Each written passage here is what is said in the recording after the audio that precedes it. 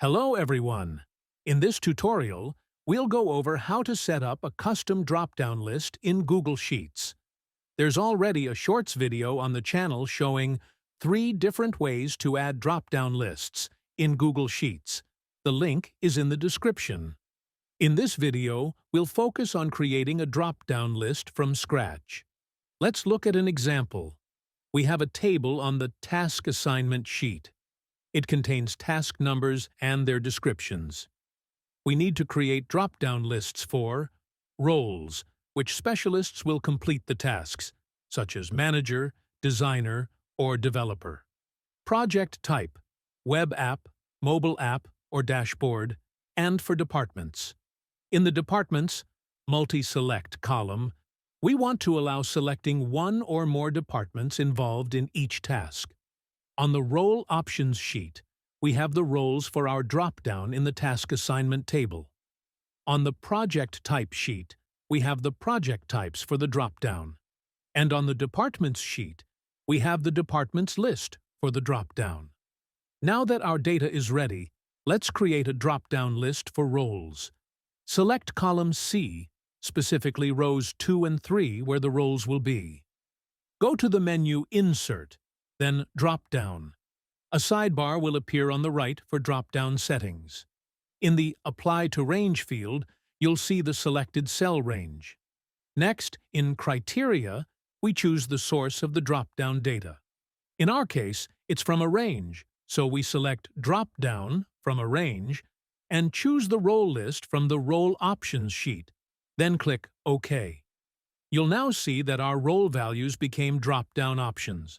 Let's add colors for better visual distinction. Manager, black. Designer, yellow. Developer, keep it gray. To lock the range of options, we'll use the $sign to fix the reference. You can learn more about fixing ranges with the $sign in another video. The link will appear in the top right corner. Now we can use our drop-down list. Let's select Manager for the first task and Designer for the second.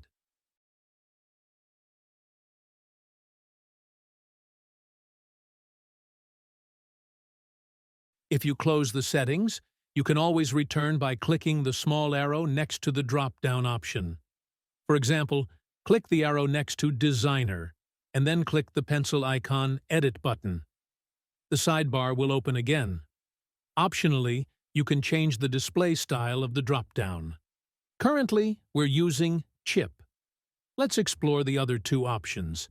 Click Advanced Options, highlight the options, and choose Arrow under Display Style. You'll see the entire cell is now highlighted. Another option is Plain Text, but I find this less convenient since it doesn't clearly indicate a drop-down. Let's select Plain Text and see how it looks. The color remains, but the arrow disappears.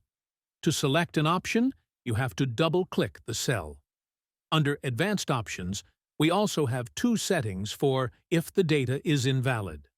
We're currently using Reject the Input, which blocks any entries outside the drop-down list.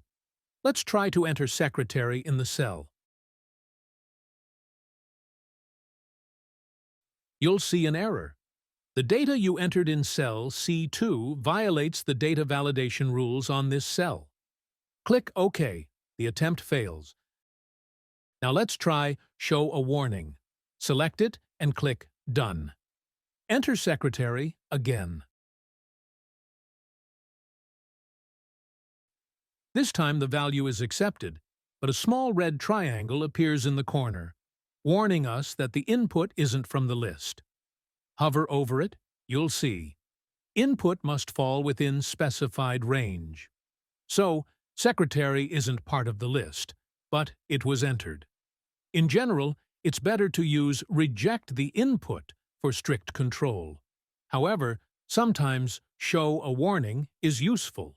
For instance, if an employee needs to quickly add a new option, and a reviewer later checks the warnings to decide whether to add it to the official list. Let's revert to the original setting and click Done. In Advanced Options, we also have Show help text for a selected cell. Let's enable it and change the text to "Please select a role from the list. Do not leave blank." Then click Done. Now, if we try to enter secretary again with "Reject the input" enabled, our custom message will appear instead of the default one.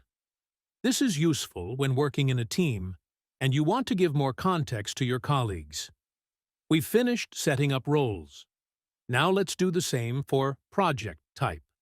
Select the range for project types and click Add Rule. Set the desired range and assign colors.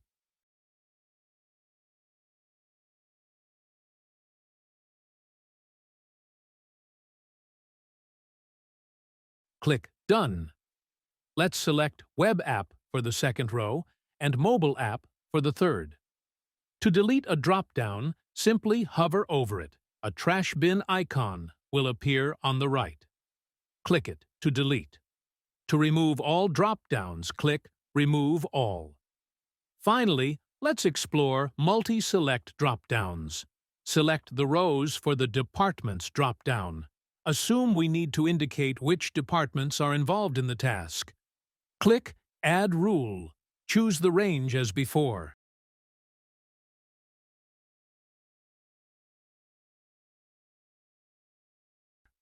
Let's skip color settings this time.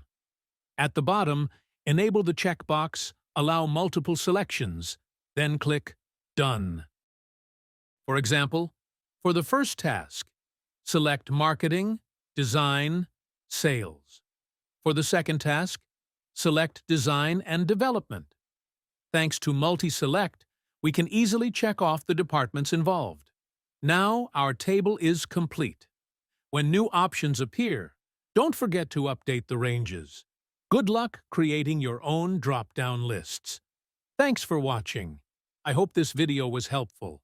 See you in the next tutorials.